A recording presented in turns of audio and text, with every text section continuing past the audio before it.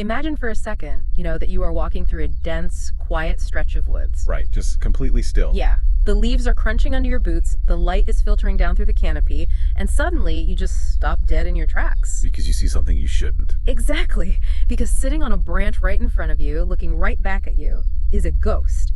I mean, it's an animal that the global scientific community declared entirely extinct before your grandparents were even born. It really is the biological equivalent of seeing a phantom in the flesh. You're looking at something that, according to every established textbook, every database and every historical record, simply should not be breathing. And that absolute collision of disbelief and wonder is exactly what we are exploring today. Welcome to the deep dive. Glad to be here. Today we are looking at a truly astonishing collection of verified video evidence capturing incredibly rare, seemingly impossible, and supposedly extinct animals just wandering around in the wild. It's fascinating footage, honestly. It really is. Our mission today is to explore the genetic lotteries that create these extreme anomalies, the survival strategies they are forced to use, and ultimately what these sightings reveal about the staggering, stubborn resilience of nature. Nature definitely finds a way. Okay, let's unpack this by starting with the ultimate rarity. We aren't even talking about genetic mutations yet. We are talking about entire species just returning from the dead. The scientific community has a specific term for this, right? The Lazarus taxon. Precisely. It's named after the biblical figure who was raised from the dead. So, a Lazarus taxon refers to a species that completely disappears from the fossil or observational record. Like completely gone. Right, universally accepted as extinct by the scientific consensus. And then, miraculously, it's rediscovered, living in the wild decades or, even centuries later. The recent sightings of these animals are just mind-blowing. Take the black-naped pheasant pigeon. This bird went entirely missing for 140 years. A very long time to be lost. Yeah, it was a closed case. Then, in 2022, an expedition goes to Ferguson Island in Papua New Guinea. They leave a few camera traps running, and suddenly, there it is. Just walking right by. Strutting right past the lens, just completely unfazed that it has been dead on paper since the 1880s. And if you think 150 years is a long time, consider the Bermuda petrel. Oh, the petrel is wild. Considered extinct for over 300 years. Yeah. Generations of humans lived and died believing this bird was gone forever. Then, in 1951, scientists suddenly stumble upon 18 nesting pairs just carrying on with their lives. It basically became the textbook Lazarus species. It really did. Or look at the Volsco's chameleon in Madagascar, unseen for a whole century until 2018. When researchers finally tracked it down, they didn't just find it, they discovered the first ever female specimen. Which had literally never been recorded by human science before. Right. It forces us to confront a very humbling reality about our own historical records. I mean, we saw the exact same phenomenon in Australia with the night parrot. With the ground parrot, right. Yeah, it's a ground-dwelling bird that vanished for 100 years. It became a sort of holy grail for ornithologists until Dr. Steve Murphy managed to capture, document, and release one in 2015. Think about the frilled shark in Japan, too. We are talking about a deep-sea creature that has remained unchanged for 80 million years. 80 million, let that sink in. This animal was literally swimming in the oceans alongside the dinosaurs, surviving whatever wiped them out, and we can just casually catch it on a GoPro today. It's incredible. But here is my pushback on this entire concept. Losing a species for 300 years is like losing your keys in your own house. Only the house is the entire planet. Are we as a species just incredibly bad at looking, or is nature genuinely that good at hiding? What's fascinating here is that extinction is very often a reflection of human observational limits, not an actual biological reality. Okay, how so? Well, you have to conceptualize the sheer scale and impenetrability of these habitats. Think about the frilled shark. The deep ocean is basically an alien world to us. Right, the pressure alone. The intense pressure, the absolute darkness. I mean, we have mapped more of the moon's surface in high resolution than our own ocean floor. That is always such a crazy stat to me. It's true, though. And those islands in Papua New Guinea, or the dense, unforgiving brush of the Australian outback, these are vast, hostile environments that aggressively resist human exploration. So when we stamp extinct on a species file, what we're really saying is humans haven't had the immense funding, the satellite technology, or the astronomical luck to walk past this specific bush at the exact right time in the last century. Exactly. We mistake our own lack of access for the animal's lack of existence. They are surviving precisely because their environments make them perfectly adapted to remain invisible to human eyes. So the Lazarus species survive by being practically invisible, but nature isn't always so precise. Sometimes the genetic lottery rolls a combination that strips away an animal's ability to hide entirely. The neon targets. Yes. Let's look at the animals that biologically cannot blend in no matter how hard they try, due to extreme genetic color anomalies. This is where we shift from environmental isolation to cellular mutations. And when you actually start looking for this in the wild, the sheer volume of recent sightings is jarring. It really is. But to understand what you are looking at, you have to separate two vastly different biological mechanisms, albinism and leucism. Because to the naked eye, they both just look like white animals. But biologically, they are totally different games, right? It is a massive distinction. Albinism is a total systemic lack of pigmentation caused by an enzyme deficiency. So no color anywhere. Right. The animal's body produces absolutely no melanin. Because of this, albino animals don't just have white fur or white scales, they have pink or red eyes. Wow, white eyes. You are actually seeing the blood vessels at the back of their retinas because there is no pigment in the iris to block the view. That is fascinating. Leucism, on the other hand, is a localized developmental quirk. It's a partial loss of pigmentation where the cells responsible for color fail to migrate properly during embryonic development. It affects the fur, feathers, or scales, but the cellular makeup of the eyes remains completely normal. So a leucistic animal will be white, but retain dark, normally functioning eyes. That makes so much sense. On the albino side, we see Alba, the world's only known albino orangutan.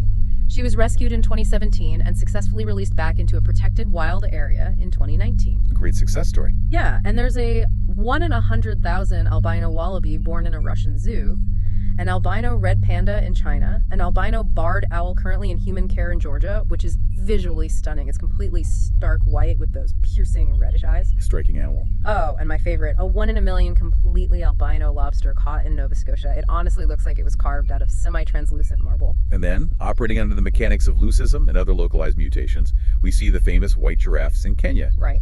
There are the white lions in the Timbavati area of South Africa.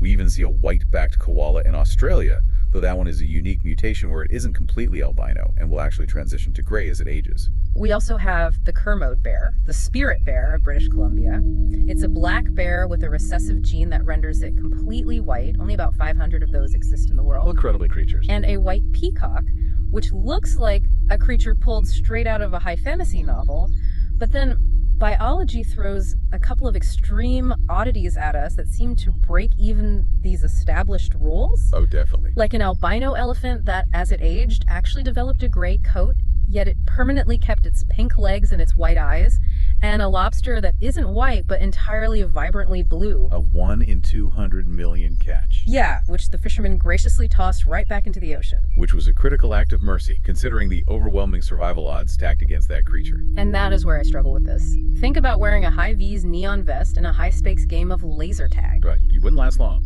Exactly, that is what these animals are doing in the wild. If natural selection is fundamentally about survival of the fittest, why do these genes keep popping up? They literally just make the animal a giant glowing target for every predator within a 5-mile radius. It seems counterintuitive, but if we connect this to the bigger picture, we have to recognize that genetics operates strictly as a numbers game. How so? Well, evolution doesn't easily filter out recessive genes because they function like stealth passengers in a population. If two completely normal-looking parents both silently carry that recessive white trait, they're perfectly healthy and camouflaged. Okay, I see. But when they mate, the biological dice are rolled and the offspring inherits the anomaly. The parents survive to pass it on, meaning the gene itself survives, even if the individual offspring is doomed. So the gene hides in the healthy majority, only occasionally exposing one unlucky individual. Exactly. And the survival cost for that individual is usually devastating. Take the albino bat. Its lack of pigment means it has zero protection from unfiltered UV rays. It essentially cooks out in the open sunlight. Oh, that's brutal. Or consider the albino kangaroos in Australia. Yes, they stick out to eagles and dingoes like a sore thumb, but they also have a massively high risk of fatal skin cancer.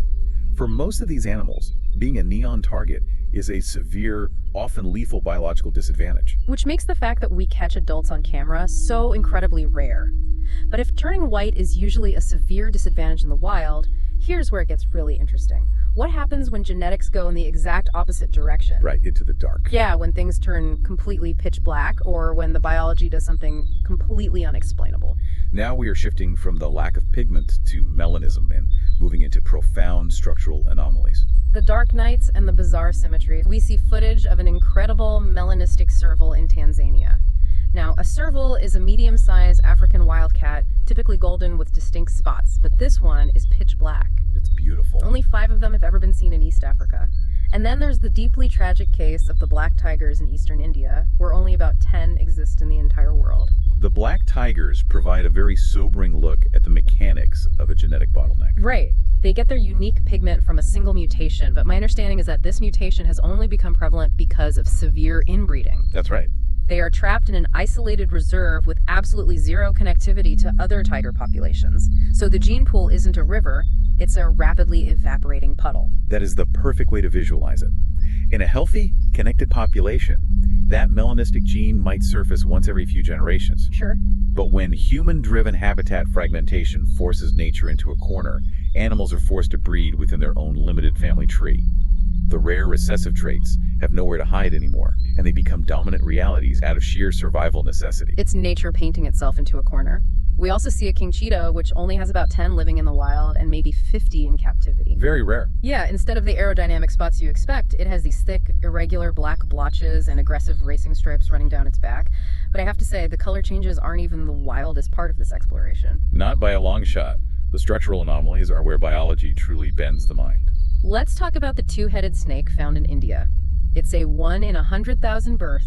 It is one single continuous body, but it possesses two distinct brains inside two distinct heads. It's wild to see. Looking at this thing, my immediate thought is that it's a complete evolutionary dead end. It's like two pilots fighting over the exact same steering column, but their instrument panels are receiving conflicting sensory data. That is precisely the danger. The two brains will literally fight each other over which direction to slither, or which head gets the right to swallow the prey, making them incredibly slow and vulnerable in the wild. And if a snake with two brains isn't enough to make you question reality, there is the bilateral gynandromorph cardinal. Oh, this one is amazing. It literally looks like someone took two completely different birds, cut them in half, and stitched them together. Split perfectly down the middle. The perfect line. Right. The right side is a brilliant, bright red male cardinal, and the left side is a muted, brownish-gray female cardinal. That is truly one of the most visually staggering mechanisms in all of cellular biology. How does that even happen? One half is biologically male and the other half is biologically female. It comes down to a profoundly rare error in the very first moments of fertilization. In birds, the sex chromosomes are Z and W, unlike our X and Y. Okay. A gynandromorph occurs when an egg accidentally develops with two distinct nuclei, one with a Z chromosome and one with a W. Wow. So when it's fertilized, one half of the bird's body literally undergoes male cellular division, while the exact opposite side undergoes female cellular division. The split happens at the absolute foundation of the animal's architecture. It is breathtaking. But I look at that, and I look at the two-headed snake, and I wonder about the melanistic serval. Do any of these extreme mutations actually provide a tangible benefit to the animal? Or is that black serval just dealing with an adaptation disguised as a glitch? This raises an important question about how we interpret these mutations.